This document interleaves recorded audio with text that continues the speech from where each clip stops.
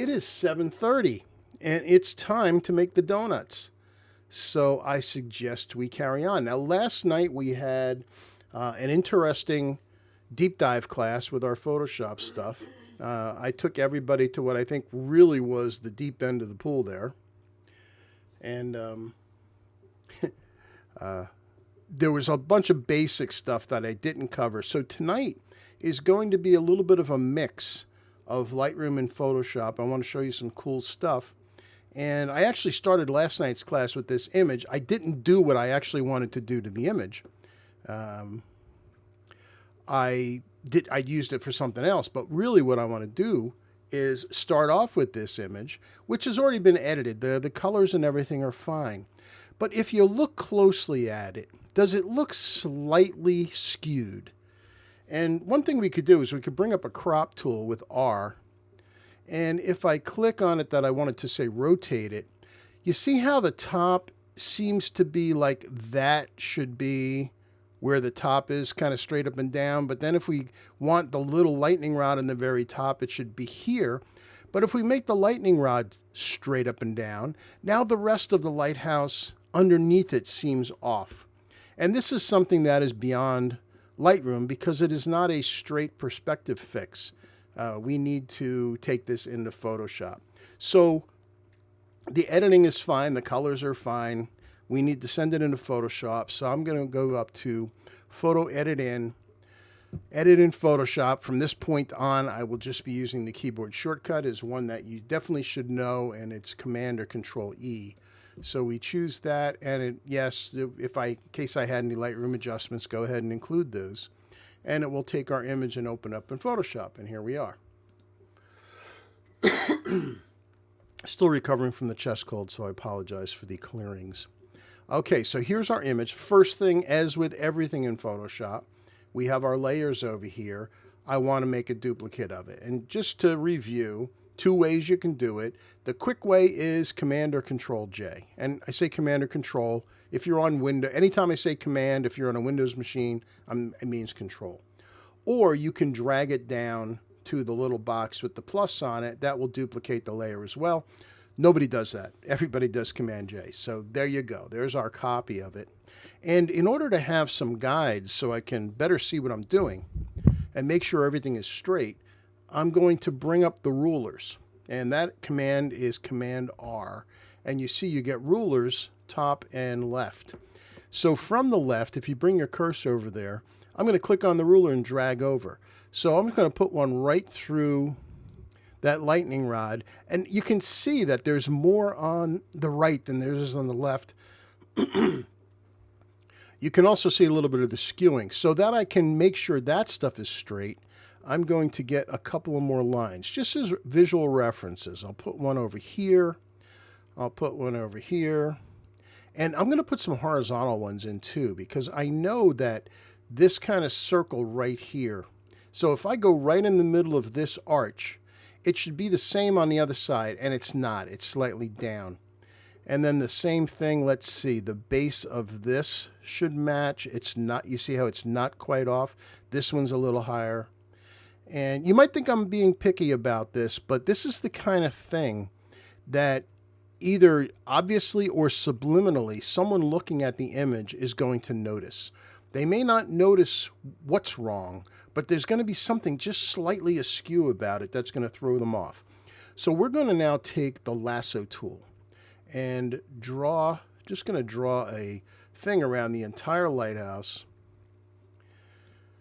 and copy and paste it. Command C, Command V, just as if you were in a word processor. Command C, Command V, and if you look over on the layers again, if I hide the back two layers, there we now have a new layer with just that on there. And the tool I'm going to use first is going to be Free Transform, which again, like most keyboard shortcuts in Photoshop, in this case it's just Command T or Edit Free Transform. There it is. So with that, I get a border around here.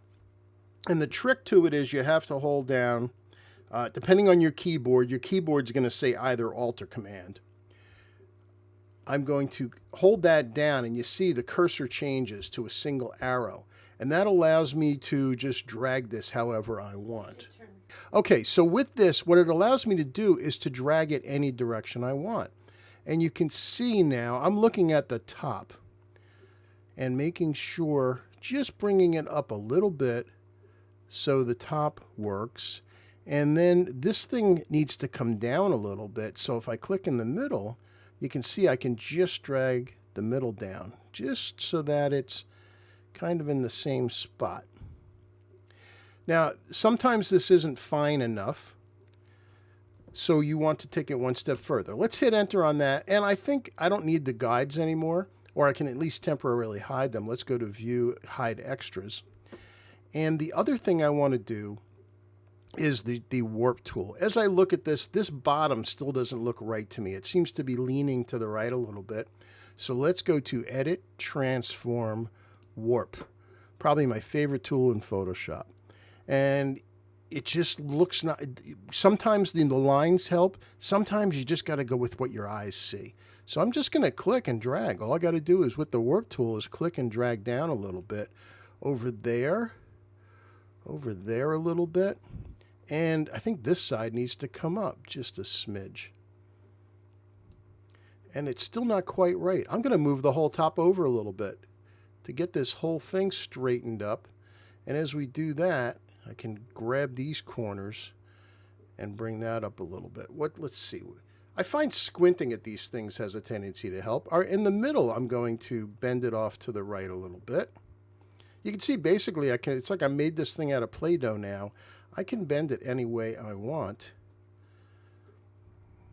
And as I step back, I'm just bringing my head back away from the image. Let's see. Let's hit enter on that and see how good we are. And I can see it by hiding the layer with the eyeball. And I can see, just look at that slight difference. Look how now it looks more straight up and down. And everything seems kind of level. And if it looks good to your eye, I promise you it's good, if that's all you need to know.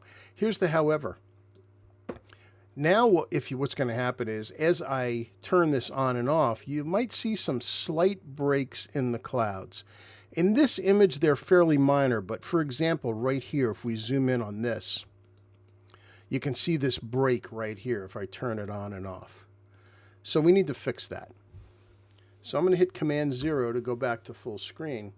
And what we're going to do is add a mask to this layer. And to do that, we just click on the little box with the hole in the middle. That creates a mask. And I'm going to hit the X to put black in the foreground. Get a brush, which is B. And again, we've talked about this before, but just as a reminder, I don't know how you guys change the size of your brush. I know many of you use brackets. No need anymore. If you're on a Macintosh, Control Alt, drag right and left makes the brush bigger and smaller. Drag up and down makes it the edge hardness. If I want to have it 100%, I just hit 0. And now when I do it, I get the full red. And you can see as I go up and down, that changes the edge hardness. So I want a softish edge. I want to say about that size. I can just visually do it. And I'm going to hide the other layers for a minute. And with black chosen, I want to work now at, say, let's 50%. And I don't have to go up to here to do anything. Just type 5 on your keyboard, and that gives us 50. And right on this edge, I'm going to start painting over it. So what we're doing is we're letting basically half of it through to see if that does enough to blend it with the other layer. Let me get rid of our generative menu here. So let's bring back the underneath layer and let's look to see. That's pretty good. Actually, in most places, it's really not offensive. The exception still is over here. So I need a greater opacity. So let's hit 9 to get 90%. And I'm just going to continue to paint in these areas that were more of a break. So again, turn it on and off. The top, I don't see anything that's really a problem. Yeah, technically it's moving, but nobody cares. Down here looks pretty good. We can get a brush, and if you can see, I can just paint back in the old clouds there. Another thing you can do is you can take the layer below, bring the opacity down temporarily, so you can see your edges. Whoops, wrong layer. You can see your edges a little bit better. I don't know what that was. Why I keep painting on the wrong layer. All right. And any place where maybe it's a little harsher, let's just go ahead and make it. I can make the brush a little bigger and a little softer. And I'm going to come back down to 50%. And the beauty of the brush, anytime you use it is additive. So you can continue going over something and it will keep adding to it. All right, let's put our layer back to 100%. And now let's look at it before and after. And yeah, yes, the clouds are moving a little bit, but I don't notice any breaks. It just looks like the clouds moved. And I think we're good. Let's go full screen. So now when we look at our image, now everything looks nice and straight up and down. And you might not have noticed it before, but again, if I bring back our original, look at the difference. It's subtle, but now you can tell that that one is slightly tilted compared to that one. And as soon as I looked at it, I saw that. And it's the kind of thing that will subliminally throw someone off if they're looking at your images. So cool effects you can do with the combination of free transform and the warp tool, along with a little bit of masking. This is something, again, that is limited to Photoshop. Okay, a castle. Now, this is not an image I took. I needed some images for our Paris-based trip for next May. And this is one of the castles we're going to visit in the Loire Valley. And you can see the name of it down here, Sully-sur-Loire. But I have never been here. I've been nearby, but I hadn't seen this particular castle. I found it online, and I thought it was a pretty cool castle. But I didn't have any pictures of it, so I had to go to the tourist area, the tourist information for Loire Valley, and I found this image there to use. That said, it's pretty cool, but it's not quite there. In fact, it's too cramped for one. You can see when you're taking pictures, if you don't have any room to the left or right, the image kind of feels, oh, what's the word? What's like this? Claustrophobic. Yeah, well, yes, it's also not constrained, claustrophobic, like it's in a little box. So we need to open it up a little bit. First of all, color stuff. So let's take a look at it. What does it need? Exposure is pretty good. Let's actually bring down the highlights, which will give us some more room to open up the shadows. We'll add some texture and clarity that will define the edges of the bricks. And this is a JPEG, by the way, so we're a little more limited to what we can do. We'll add some vibrance to make the sky a little deeper blue, and we'll bring up the overall saturation. Now it looks pretty good, except for me, the color of the water is off. In fact, I'm just going to hit a gradient, which of course is M. The M key. I'm going to use a gradient here and see if I can make this thing a little bluer, but at the same time, a little brighter. Let's open this up a bit. Yeah, it doesn't look so foreboding. It looks a lot more friendly there. Good. While we're here, let's create another mask. There's this one little copse of trees over here that we can see. I'm going to create a new mask and use a brush. Auto mask is on for our brush. So I'm just going to click once and that gets those trees. They're kind of dark. Let's bring up the exposure a bit. Yeah, that looks better. They're also kind of desaturated and maybe needs a little more green and maybe a little blue as well. And we're also going to open up the shadows a lot. Oh, there we go. Much better. I feel like Bob Ross. We have a happy little tree now. Okay, so this is pretty much all we can do. I mean, I could crop it, but I don't want to do that. Anything else we want to do to fix the problems, we need to send this into Photoshop. So again, Command E and edit with Lightroom adjustments. And here's our image. Now, let's just look at it composition-wise. I understand why whoever took this, I understand why they cropped it this way, because they wanted all the reflection, or as much of the reflection as possible, in the water. The problem is the distance from the base of the castle down to the bottom of the image is as big as the castle is. So it's competing with it because it is visually the same size. We need to fix that.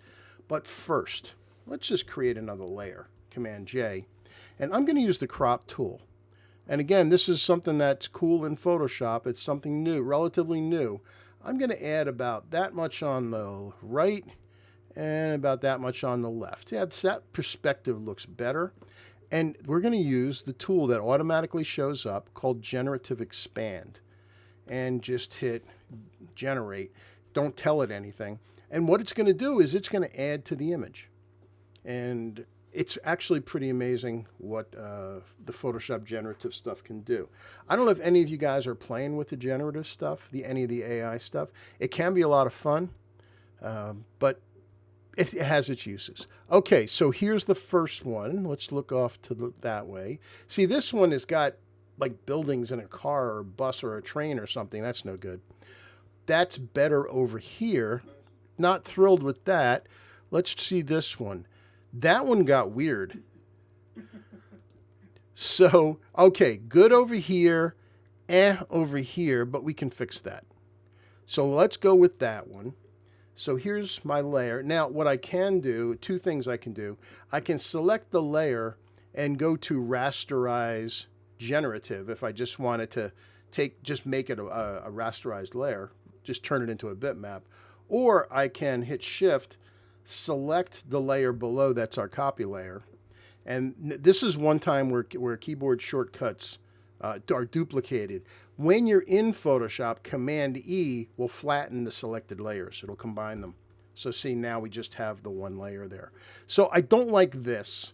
So we're going to get a lasso again, and we're going to select here. And I'm going to tell it generative fill. Except this time, I'm going to ask it, add some trees, some small trees. And let's see what it does. We can always just get rid of that, but I'm curious to see if it will look elsewhere in the image to see what kind of trees are there, because it'd be really weird if it starts throwing palm trees at us. But let's see what we're going to do. And also, since I... yeah, weird tree. Let's see. You know what? Actually, I could live with that. That's weird. I could kind of live with that. Let's zoom in that. I got to look to see how that looks up close. Whoops. Stop it. Wrong keyboard command. My space bar is not working. Okay.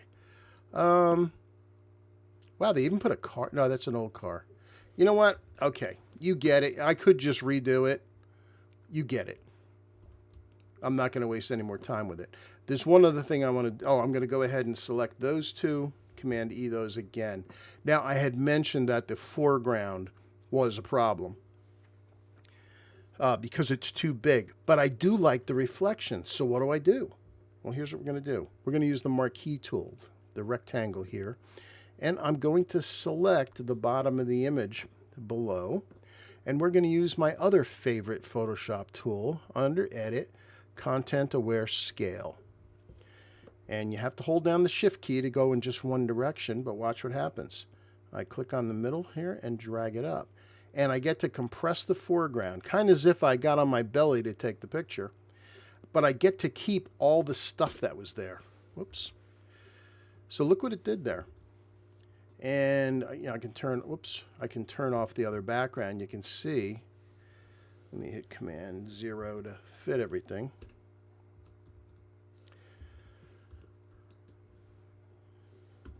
Some reason my hand tool doesn't want to work. All right. Anyway, you can see now, but we have a much better composition here. Now the castle's got a little more room. Oh, one other thing. Oh, we forgot a big thing. I'm sorry. And somebody mentioned this. I'm probably making you guys dizzy with this. My keyboard's going weird. I'm trying to ask it to zoom out. It's zooming in. Wow. Okay. All right. Stop it. Yeah, it's my screen is. See, the keyboard command on a Mac, when you hold down the space bar, is supposed to convert over to the hand tool. But for some reason, mine is stuck. Weird. Okay. Stop it. I'm so used to going to the space bar to move things around, and it's not cooperating. So now I'm going to have to manually go over to it every time I want to move it. Okay. the castle's not straight up and down. We got some little perspective in it. Well, we still have our rulers. Let's go ahead and put a ruler on the left edge of the castle and on the right edge. Now, Lightroom can fix perspective that is symmetrical, but where it has fits is where one side is worse than the other. So in order to select everything we have here, I can just command click on the layer and you see it picked out the image. And what we're going to do is use free transform again. I'll go, just so you can see it, I will go to it, free transform. And again, I'm going to hold down the Alt Command key, click on the corner, and I'm going to drag this over until that right tower is vertical. That's good. Now we have to do the same thing on the other side. And we'll play a little bit of tug and war back and forth, because when I do the left side, then the right side sometimes wants a little more. All right, that's pretty good. And you might decide, gee, when I was here, the castle looked taller. I've never been here, but you could say that. If I click on the middle and drag up, I can make the castle a little bit taller. And now it's also straight up and down at the same time. Now I can get rid of the guides. Let's just clear them. And again, I will command click on the layer, which just selects the image, so that I can go up to image crop rather than have to get the crop tool. And it crops exactly to the image. And there we go. So let's hit, is there anything else I want to do to this? No, that's fine. Let's hit save. No, there's no llamas swimming in the moat around the castle. So let's tab over to Lightroom, and it will put it right in there. And let's go to full screen. So here's our original after the basic edits we did. And here's what we just did for it. We added left and right, we compressed the foreground, and we straightened out the castle. Cool stuff. All right, moving on. And again, you guys know about the chat window. So if anybody has any questions, Diane is sitting right next to me, and she is manning the chat room. Even if you don't have any questions, you can just chat with Diane. Okay, let's do something purely Lightroom. Oh, okay. Let's try this. So this is actually in Florence. This is taken from, I forget which bridge. And you can see a storm was coming in. And I didn't have any tools with me. I didn't have any ND filters, what have you.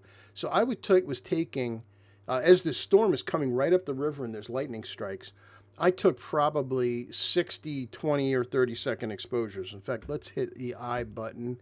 And okay, this was 10 seconds. So you can see I'm at 10 seconds at f20 at 100 ISO because the exposures were so long. But this is actually a correct exposure, because if I went any brighter on this, the lights would completely be gone. And you can see we've got a nice lightning strike there. And you would think, well, you know what? There's no way to reclaim this image. And you'd be wrong. If I look on the histogram, look up here, I click on the histogram. This is the clipping warning, the pure blacks. The only place there's pure black is over on these little spots here. And really, it's probably going to get cropped off anyway, but it really is a who cares. The rest of the image is fine, so we don't have to worry about it. What that means is we can bring this back. So to give us the most flexibility, I'm going to bring the highlights all the way down so that I can bring the shadows all the way up. And then if you look at the histogram here, I still got this piece right here. So I want to get that over to the right. So let's go ahead and bring that over to the right. And obviously the color temperature. The camera could not figure out the color temperature. It's much bluer than this. So let's bring it over to blue so that it looks the way I remember it. Okay, so we're making some progress here. Rest of this stuff is fine for now. Let's go ahead and add some texture and clarity to add some life to this. I don't think it needs dehaze. No, it's just going to make it darker. But it needs a lot of vibrance and saturation. It lost that all from the image, from the darkness of it. But look just so far. Let me make a virtual copy so that I can bounce back and forth. Let me reset one. So far, what we've done is we've taken this file from here to here. So pretty good. And if we zoom in, you can see that's not terrible. And look at that lightning strike. That is cool stuff. So what else do we need to do? Well, it needs to be cropped. But before we do anything else, let's go to detail. And since this was a long exposure, and there were a lot of dark areas, and we're going to need to denoise this thing. So I'm going to first add a lot of sharpening to get the fine details. Somebody's waiting to get in. And we're going to click on denoise. And I'm curious to see, okay, it picked the buildings on the right-hand side. That's fine. There's the before and after with the denoise enhance, and that's pretty darn good, even though it is showing it to you at 300%, which is not really realistic, but that's okay. And what it's going to do is actually create a new DNG. It's still a raw file, but it's going to create a new DNG with that. And we'll just let that finish. And then we're going to take a look at the crops. Obviously, we have too much in the foreground, but there's more we can do for the sky, because I remember this sky had, and again, I was staring at it. I remember there were some almost purples that were appearing. You can kind of see them in the clouds here. But there was more to the sky than this. So we're going to work on the sky separately. All right, here's our noise reduced. And look at that. When we look at that at 100%, how clean that is. It's great. Let's go ahead and select the sky. So we select sky. Good.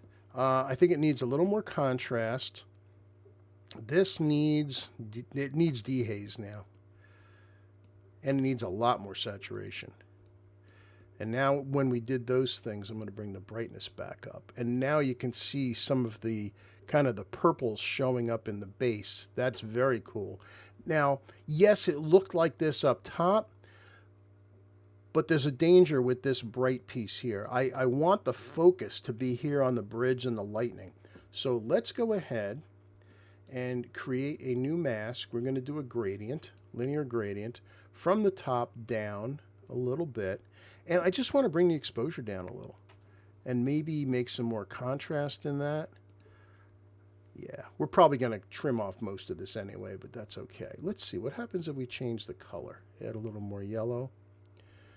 Actually, as I see that, I'm going to create a new mask. Let's create one with a brush, because I want to accentuate this through here. I know there was a lot more going on in this area here. So let's bring up the clarity some more. And the contrast. And the exposure a little bit. And let's play with the colors. I think this was maybe a little more purple. And a little less blue. Oh, there we go. That's what it looked like. Yes, that's very cool. All right, what a difference. Because just look at before. There's our sky before. Look what we just did for the sky. It's actually really come to life now. So now I'm going to make, let's do 3 virtual copies. So it's Command apostrophe, 1, 2, 3. Just made 3 virtual copies. Here's the one we were just working on. All right, here's virtual copy number 1. Why did I pick 3? So I can make a couple of different cropping choices and see which one I like best. So I'm going to hit R, which is the cropping. I know I can see there's nothing going on at my feet here. So the question is, where do I want to crop on the bottom? Let's start here. And let's bring the top down a bit. I'm going to use my golden ratio grid. I'm going to call the bottom of this cloud line my top line and the bottom of the bridge as my bottom. And I could just leave it like that. Let's look at that full screen. And, that's pretty cool. However, here's the however. Where do I want you to look? I want you to look in here. This is where all the action's going on. This is cool up here, but there's still a little too much sky up on the top. So let's go out of full. And there's a standard frame size called 3:1. And you can easily get prints made at 3:1. And in fact, you can go to Michael's or Hobby Lobby, and they have a 12 by 36 inch frame as a standard frame. And I have that as one of my default choices in here. Let's see what that looks like. Let's go to custom and go to 3:1, which I made right here. And you can see it's a lot thinner.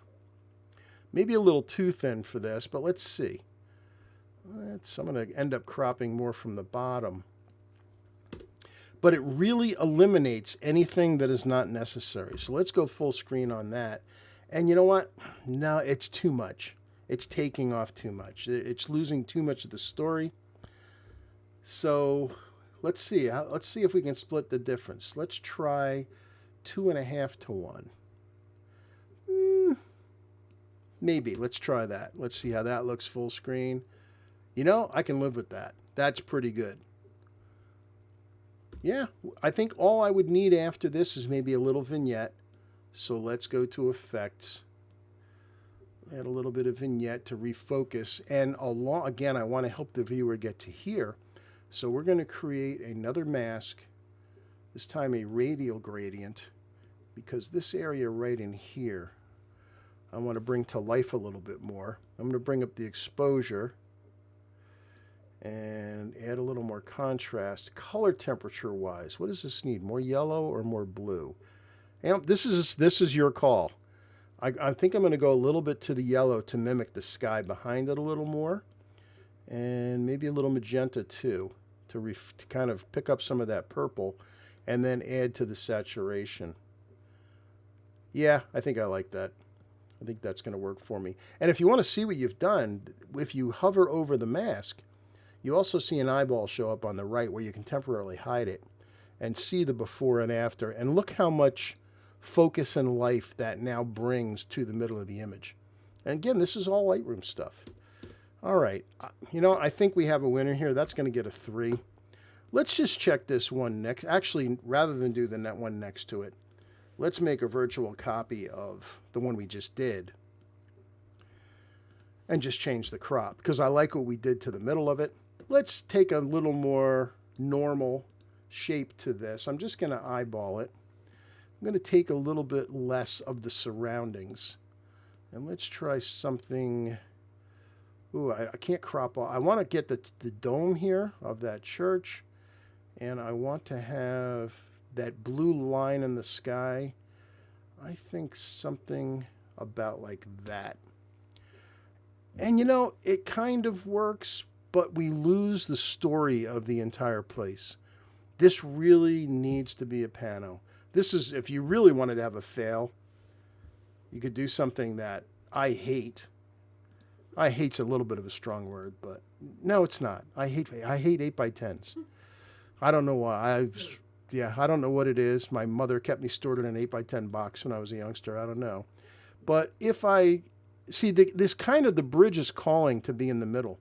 And if we do that, we lose that one lightning strike on the right. And then I have to do this. And you end up with something like this, which to me is just dreadful. I mean, come on. That is a dreadful crop for that image. It just does not work. So when you have an image like this is a rare occasion, something like this, that you get to experience. Spring for a print and have a custom matte cut for it because it's just worth it. And so let's, just so you can see, in case you forgot, that's what we started with.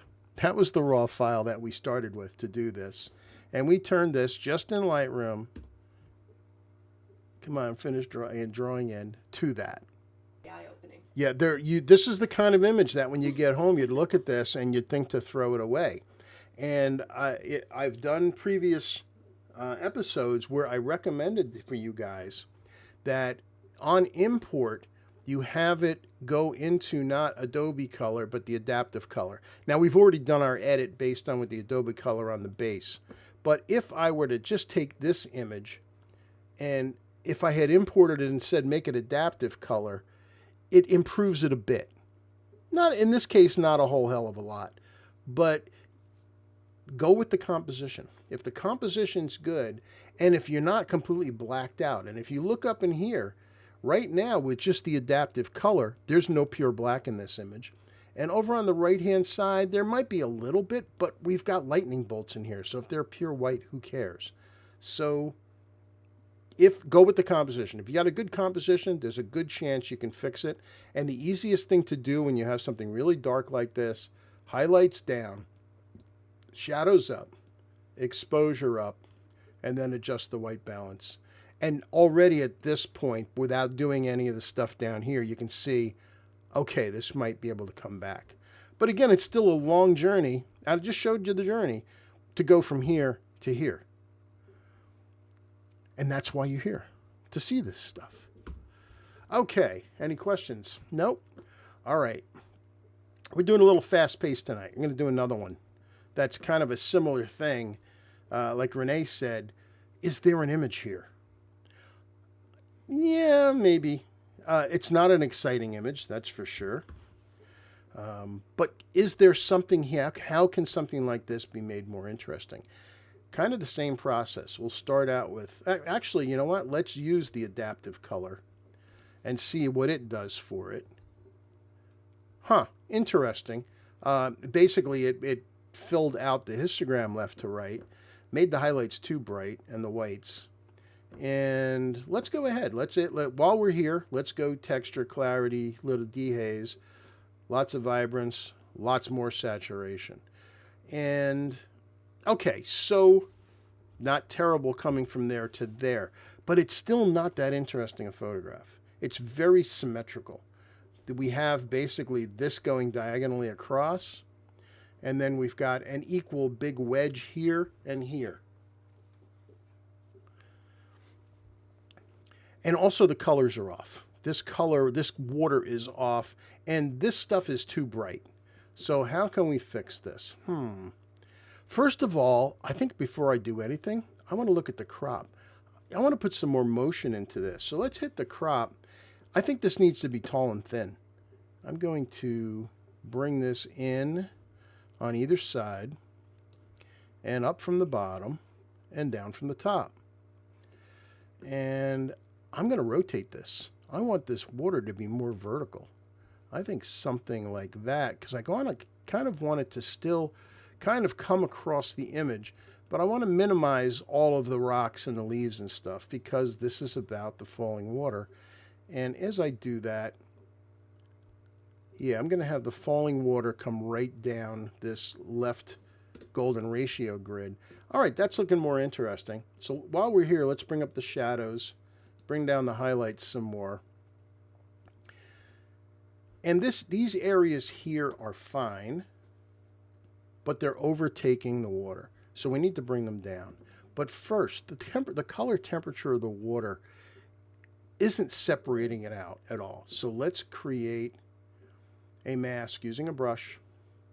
And again, I have auto mask on here. I've got a nice big brush. I'm just going to come drag through the water here and get these spots, anything that's got water in it. Come down here as well. And let's adjust the color temperature a bit. Let's see. We can make it more yellow. Yeah, actually, I think this one needs the yellow. Right where we have it, the water's a little too blue. You can see a slight blue tinge to it. I think it needs to be more neutral. And you can see as we start pushing off to the right, the water goes to a more neutral color, which separates it out from the warm leaves and the greens of the moss. So now that's helping to separate it. I mentioned the leaves. All right, let's hit enter on this to be done with that. And let's come down to the color mixer. And we're going to use the eyedropper to select some of the leaf colors. Let's pick in here. So what's the problem? I think it needs actually more intensity. I think maybe a little more orange or red. Orange, red, yellow. Yeah, well, I think orange. I think it needs a little more orange, maybe a little more saturation. And do we want it brighter or darker? Yeah, we want it brighter. So that took care of the leaves. Now let's look at the moss. So we'll click on the eyedropper again. Let's go in and get some of this moss. Let's make it greener. Let's bring up the luminance. We'll make it brighter. And I don't think I want it that saturated though. So let's bring the saturation down. And then two more things I see. Let's create a couple of linear gradients. I'm just going to do that. Actually, I'm going to add another one. Just going to hit add linear gradient again, and we'll do another one from the other side. And let's darken these up a little bit. Let's bring the exposure down, bring the highlights down. It just in it helped to isolate the water. Now, again, is this a great photograph? No. I just really wanted to show you what it can do. And then some effects. We'll add a vignette. I'm going to add a vignette there. And I want to, again, subliminally help the viewer get to the middle of the image. So we're going to, again, create a radial gradient. And I'm going to draw a tall, thin one like this, put it over the water, and then come over to the right here and have it kind of mirror the path of the water. And then come back up to our exposure way up here. And let's bring that up a little bit. And I'm going to turn the whites down a little bit so we don't lose any detail in the water. All right. So let's look at that full screen. Now, is it a mind-blowing photograph? No, it isn't. It might be, this could work, though, as a collection with several other images of the same place if maybe you were doing some kind of story about a particular set of waterfalls. But when you think, we started with that. Again, this is about, you might see images that you normally would just throw away, but if you like the composition of it, and you just know how to cook them back to where they need to be, the composition is the raw ingredient. Composition and the exposure, making sure you're not blowing out your highlights, is the key to this stuff. Yes, question. Linda says it needs a vignette. Linda says it needs a vignette. I actually did vignette it. So Linda is saying it needs more of a vignette. Let's try it. Yeah, I don't disagree. There you go, Linda. There, heavier vignette. Might even need more. But again, I don't want to spend a lot of time on this image. I didn't consider this a great photograph, but I saw it as an interesting exercise in what you can do with something like that you might normally think a throwaway. But if you slow down and look at it, you realize, I might be able to do something with this. And there you go. Moving on. Let's see. Wow, it's already 8:15. I've got so much stuff left. You got to get that last one. Oh, definitely. I'm saving a special one for you at the end. I promise you're gonna love this. Diane saw it and she said, "Can we have that over our living room sofa?" All right. Okay, let's have some fun here. Let's do a bird. We're gonna do a bird, and then we're gonna do seaside. We'll be able to fit those in. We'll, as usual, we'll probably go over a little bit, but that's okay. All right. This was in Costa Rica, and this is, I forget the whole name of the bird, but I know it's a trogon. It was interesting looking bird. Not great light on it because plus I was riding on a boat. And let's see if I hit the info button, 275 millimeters on my Olympus. So that's the same as 550 millimeters on a full frame camera. So this thing was not that close to me. And 1600 ISO. And people tell you can't shoot high ISOs at Micro Four Thirds cameras. And I would tell them nonsense. They don't know what they're talking about. What I'm after, I think I'm going to do a couple of little basic things here in Lightroom. I think this needs a Photoshop. I already did some adjustments. Let's bring up the brightness a little bit. Maybe add a little more contrast.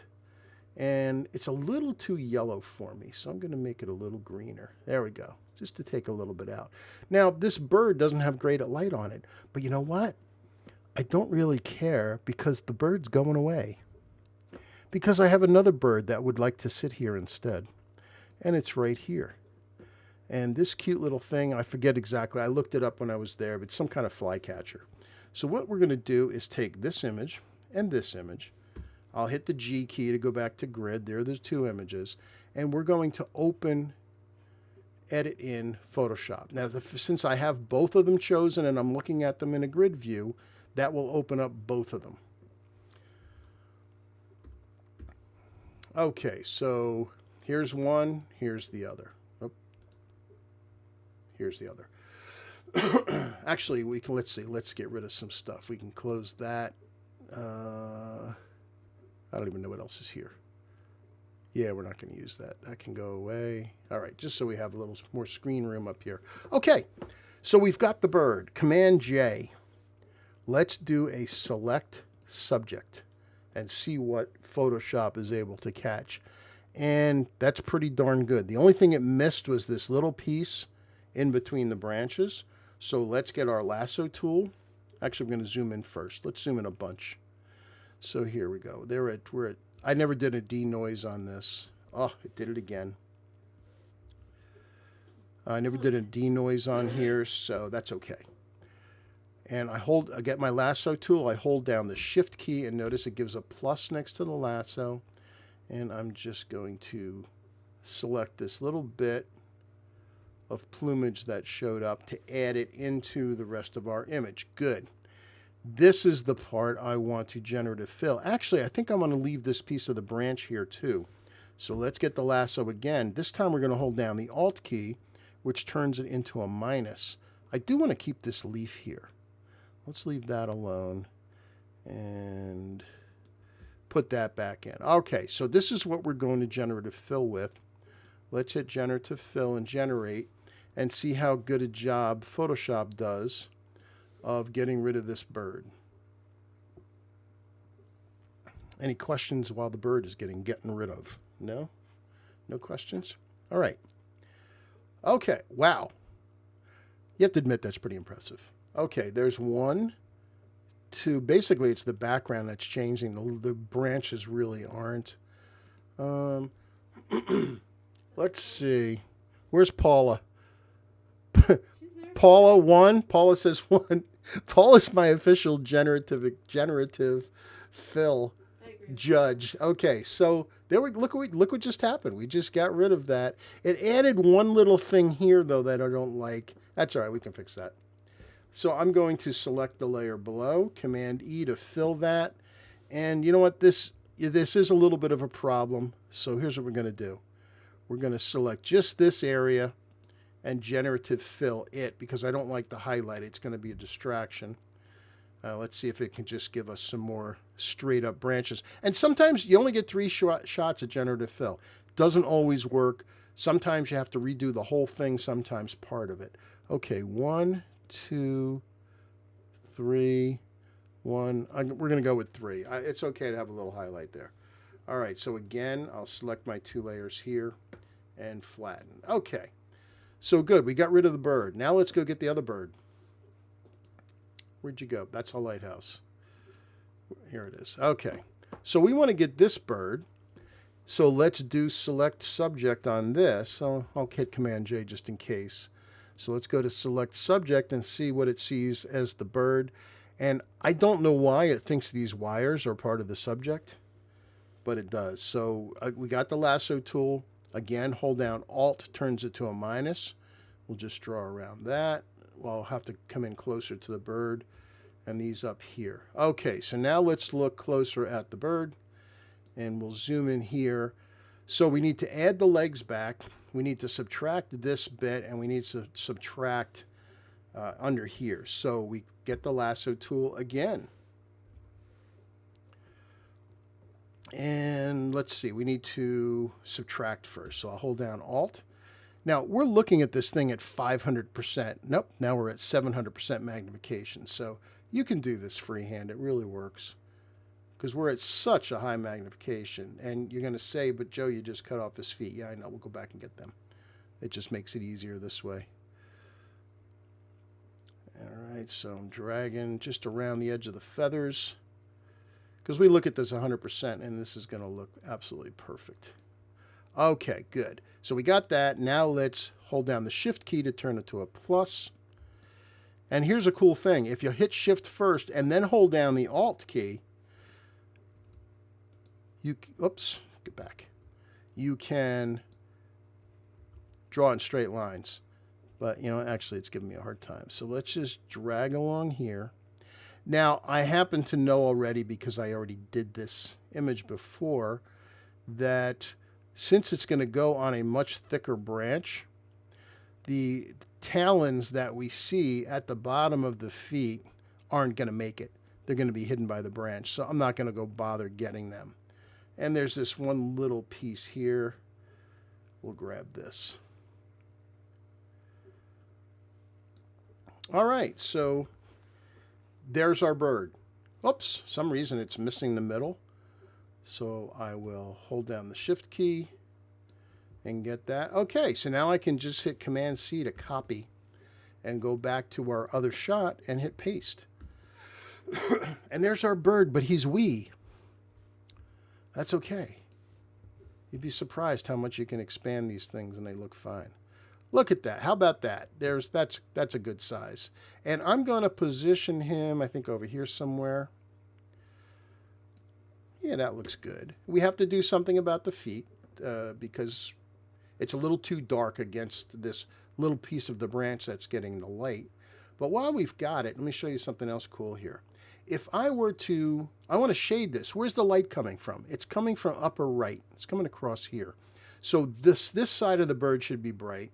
This side over here should be a little bit darker. So we're going to need to do some painting.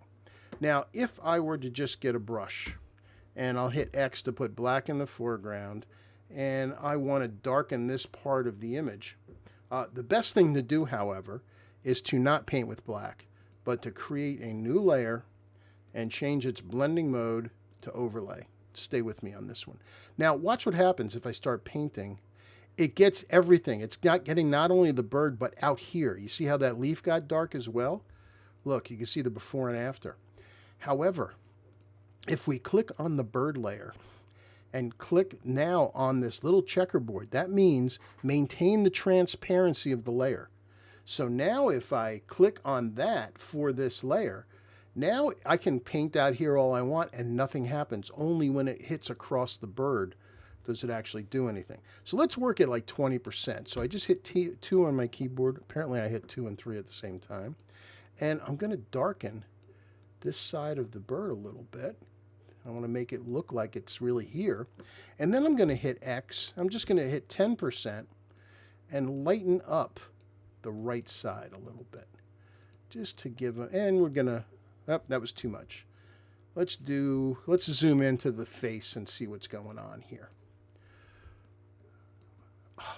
I really wish my space bar would work. It's not. So let's bring him over. I'm just going to do 5%, which is just 0.5. Whoops. What did I do? Oh, I made the opacity. Sorry. Get my brush back. And I'll just type in 5 here. Okay. I want to brighten up the whites a little bit. Let's just bring them up. And again, since this has the transparency locked, it doesn't touch anything beyond the bird. I'm going to zoom in even a little bit more. There we go. I want to add a little, I want to bring out this highlight on the bird a little bit more. So I'm going to get a brush with white, make a nice small thing here, just bigger than that catch light that's there. And I'm going to hit 8 for 80%. And now I'm going to hit 3 for 30%. And I'm just going to make that catch light a little bit. That was a little too much. Let's do 20%. Let's see how that works. Yeah, that looks good. Now also, while we've got this bird, something else that Photoshop is really good at is sharpening. So I've got this layer chosen. I'm going to go up to Filter, Sharpen, Smart Sharpen. And oops, where's the bird? Okay, there's our bird. So we can see the before and after. I'm going to do a high sharpen on this. Let's go up to 260% or so. If I bring the radius up, now there we go. Actually needed that. Now look in this window how much sharper the bird is. This window is showing it to you at 100%.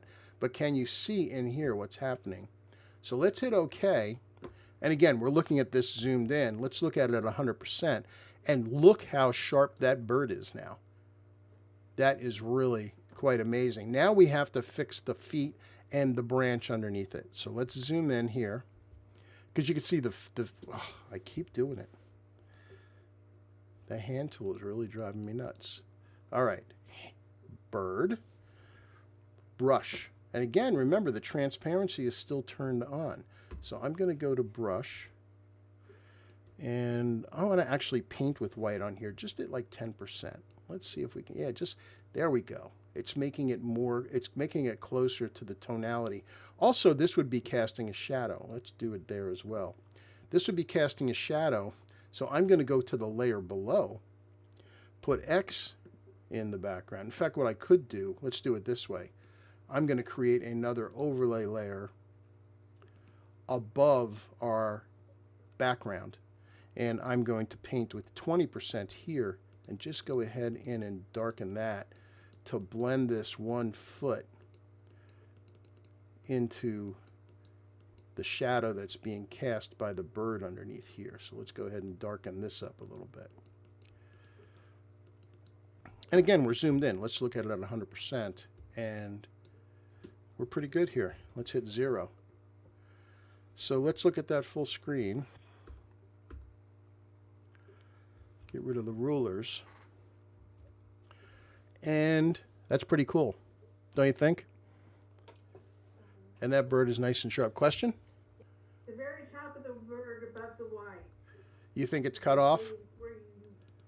Right there. Let's go look at the original bird. You're right. I missed it. You're right, Paula. Paula's got a good eye. Yeah. I didn't, when I was selecting the bird, I did a bad job there. I missed a piece. Let's see. How can I do this?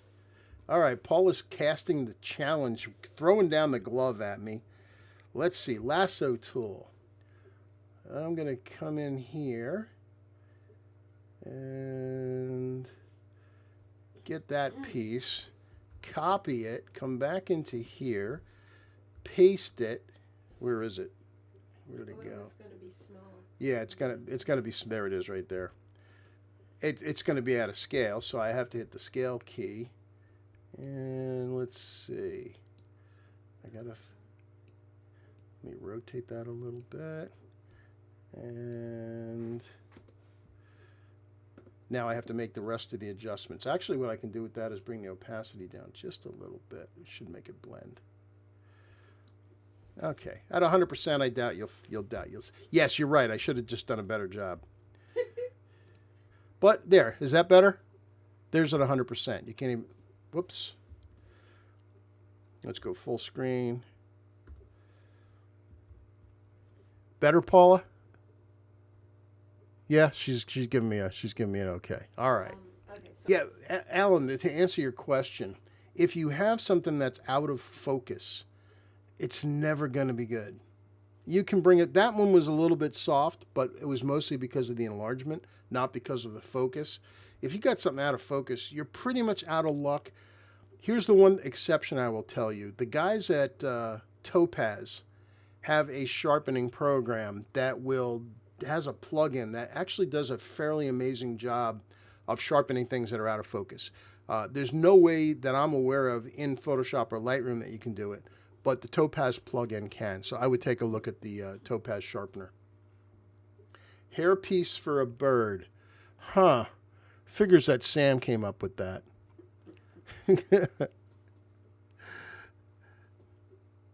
Okay.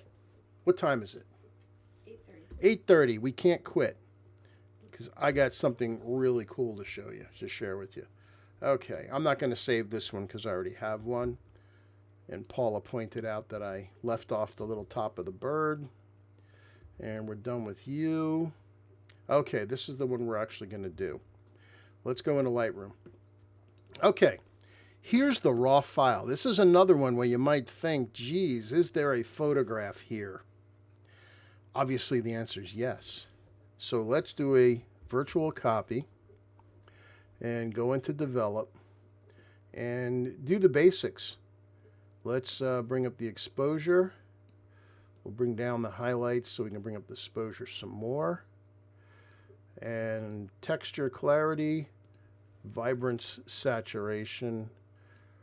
Shadows are too dark. Let's bring up the shadows. Okay. Now, already, I mean, this thing looks almost looks like a painting.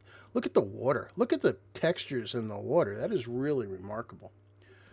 But what else can we do to it? The color in here seems a little off.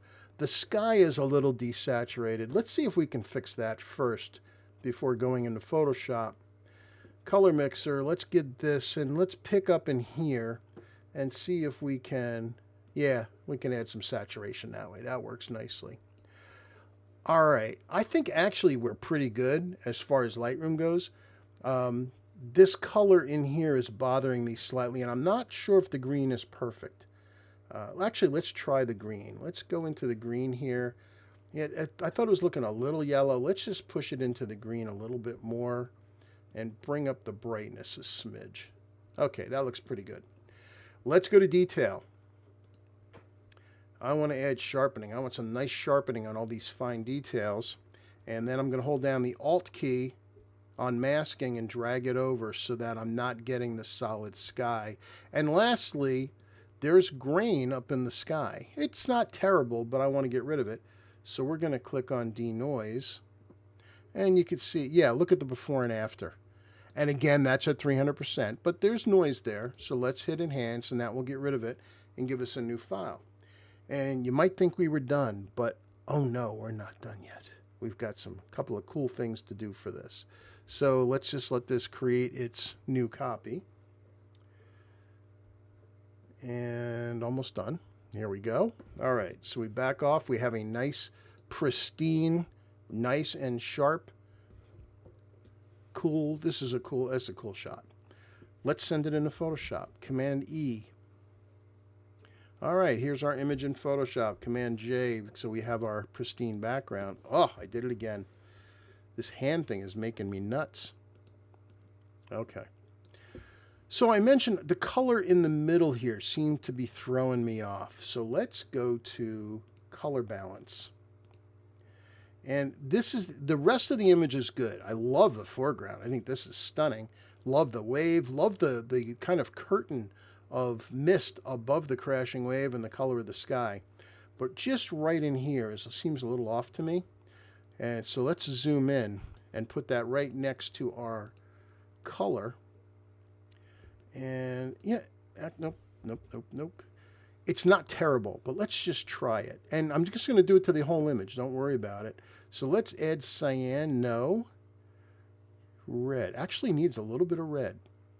I think the problem I had is there was a little tint to it, and I needed a little more neutral. Magenta. Green. No, it needs a little bit of magenta too.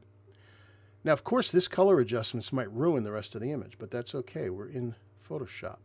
Back in here, do I want it a little bit of green in the foam or a little neutral? You know, again, I'm going for the neutral.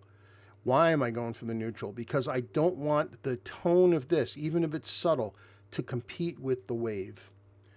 So let's go to highlights. Same thing. No. No. All right, that one, when the answer is no both ways, that means that one's good. No. No, not there either. That one's fine. Yellow, blue. Needs a little bit of yellow. Just a smidge. And then lastly, shadows. Red. I'm trying not to look at the green. I'm trying to just look in here. Whoops, that was... No, it was a nope. Green.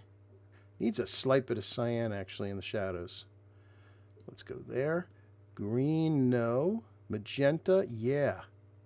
It needs some magenta in there. And then lastly, yellow. Yellow, blue. Yellow, blue, yellow, blue. I think it needs a little blue. All right, so let's back off on that and turn this on and off. And now the middle looks great, but it ruined the rest of the image. Terrible. That's okay. We're going to fill this mask, because whenever you create an adjustment layer, it makes a mask. We're going to fill it with black so that we just hid everything we did.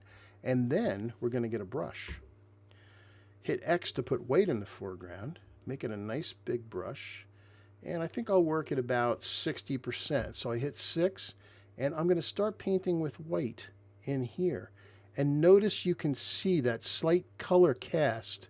I don't know how well you're seeing it on your screens, but that slight color cast is disappearing. And you can see as I turn it off. See if I turn it on and off? See the color cast is gone? And it adds another layer. This is a painting all by itself right here. And then we go off to the water. There's a separate layer here. And then we come into the crashing surf. And yes, That's exactly what this needed. There's a little too much up in the sky. We don't need that much sky, I don't think. Let's do it. Let's take a look at a crop. Let's just bring it down a little bit. Not a lot. I think something about like that. And that puts our golden ratio grid right at the top of the line of surf. All right. Now, we could be done. And that looks great. In fact, I'm going to save this.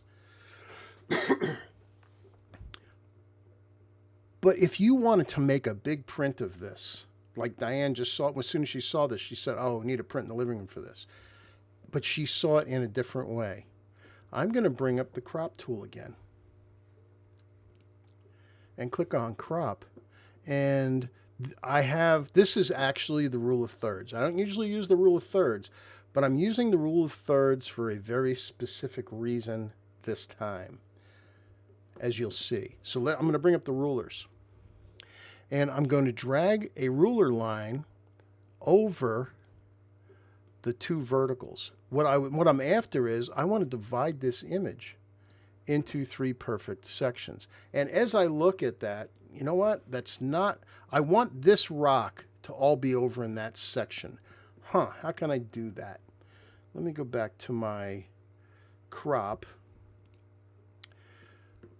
Do I want to bring that in a little more? Yeah, well, I think we're going to do that. And I'm going to bring down from the top a smidge right to there. Okay. There's my new crop. So now if I hit crop again, I've got to hit the move tool and move. Whoops. Didn't want to do that.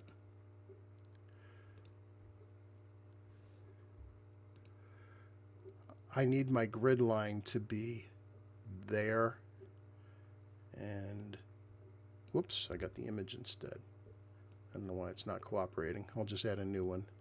And right here. All right, I don't want to crop. I just want to have these 2 new lines here. Because here's what I'm going to do. I'm going to expand the background on this. So I am going to hit crop and put black in the background. And I'm going to add about this much on either side. And then I'm going to add a little bit on the bottom and on the top. Yeah, something like that. And hit enter. Because here's what I want to do. I'm going to flatten this. I'm going to temporarily not flatten it. I'm going to stack it by holding down Alt and clicking on Merge Visible. And now I have a layer that is the image, the entire image here. And actually what I want to do is take this off. So I'm going to select the black, all of the black and contiguous. I'm going to click on there and Command-Shift-I, which will choose the inverse, and I'm going to hit Command-X to cut that. And then I'm going to fill this entire thing with black. Now I'm going to hit Paste, and now I have it. I have that on its own layer. Why? Here's why. Let me get rid of these extras. I don't need these anymore. Just drag them off to the edge.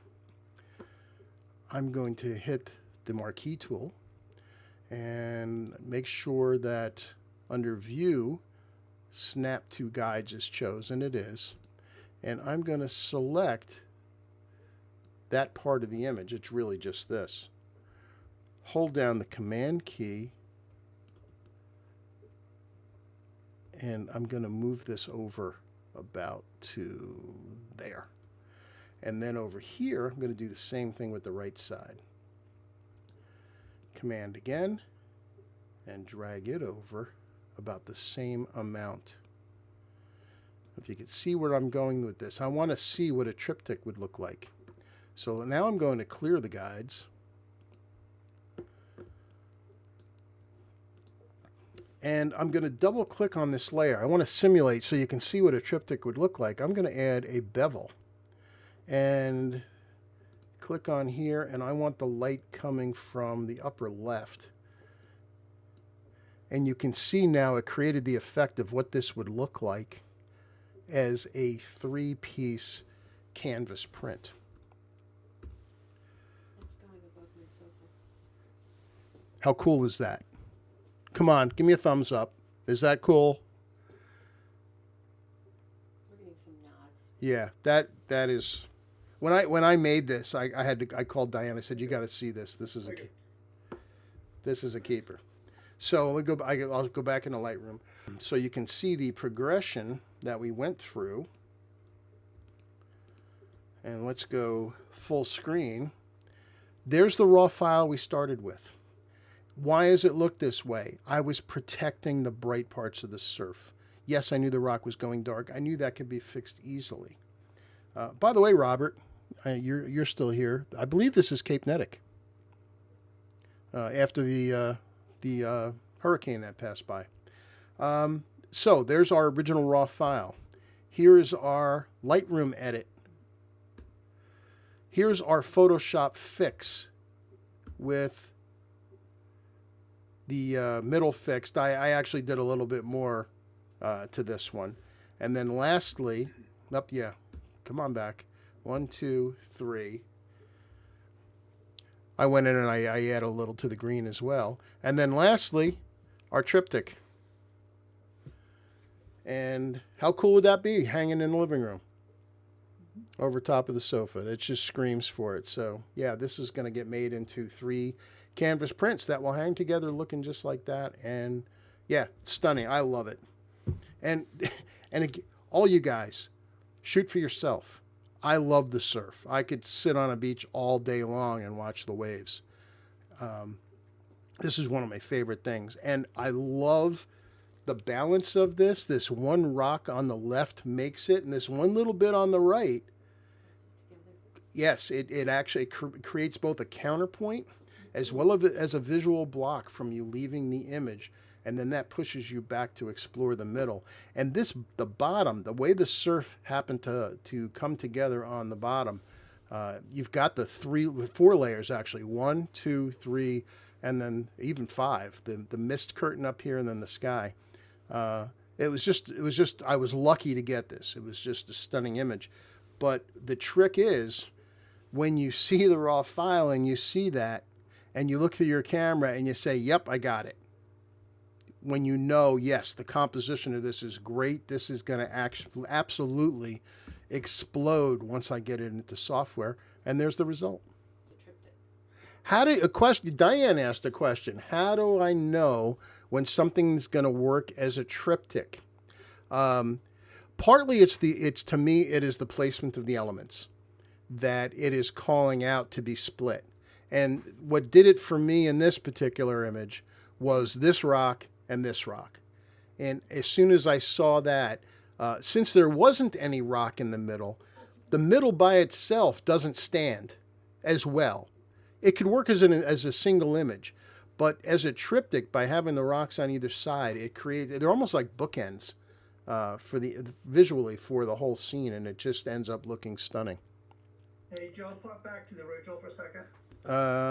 Let's see. There we go. So there you go, guys. A little bit of Lightroom, a little bit of Photoshop. I hope you enjoyed tonight. How do you print this?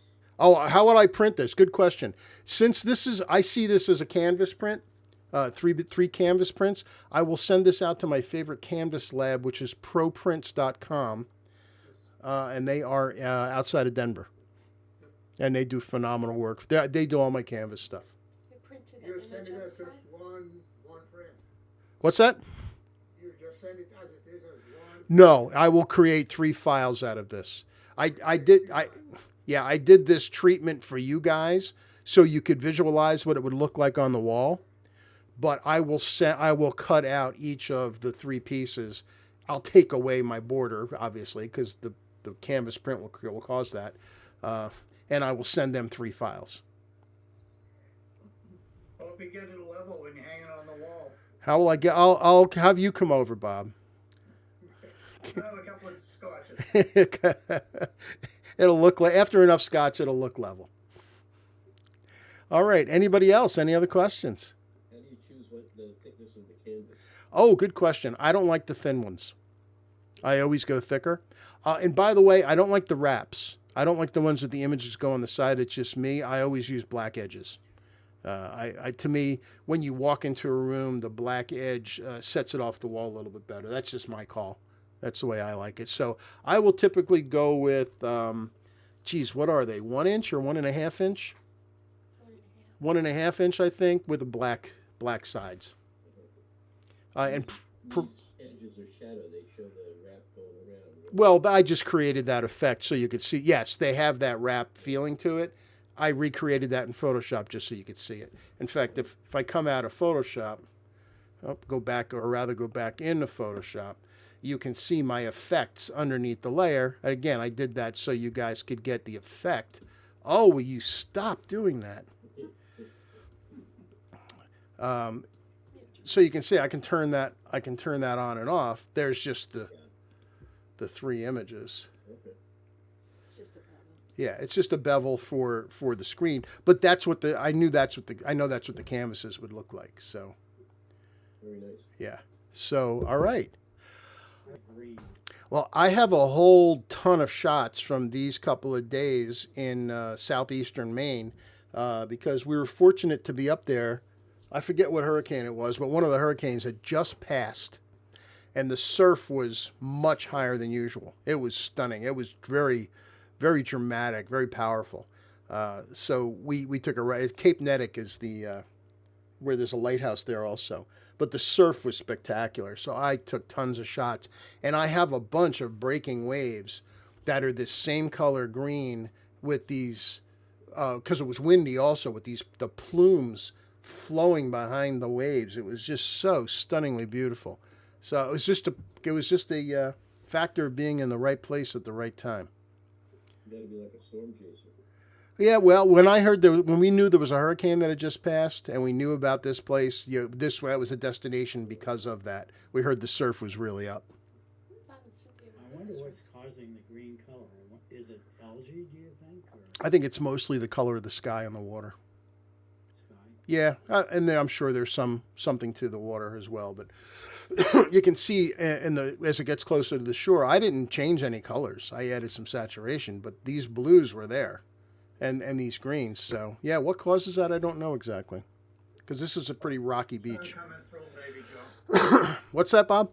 Maybe the sun coming through it. Possibly, yeah, because you see the blue sky. So it could have been the combination. It was just the perfect storm, no pun intended, the perfect storm of conditions that just created, if this was a perfectly bright sunny day, it probably wouldn't work quite as well. But there was enough sun because you can see it on the rock. And you can see it on the top of the water here. It was just, yeah, it was a lovely day. It was a perfect day. All right, guys, it's time to go to bed, or or have a scotch or something like that. So, yeah, that was fun. It was fun to share with you guys. And if you're joining me again, we'll be back here again next Wednesday, same time, same bat channel, 7:30 p.m. Until then, everyone, be well. Thanks for joining me, and I look forward to seeing you then. Thank you. Bye, everybody.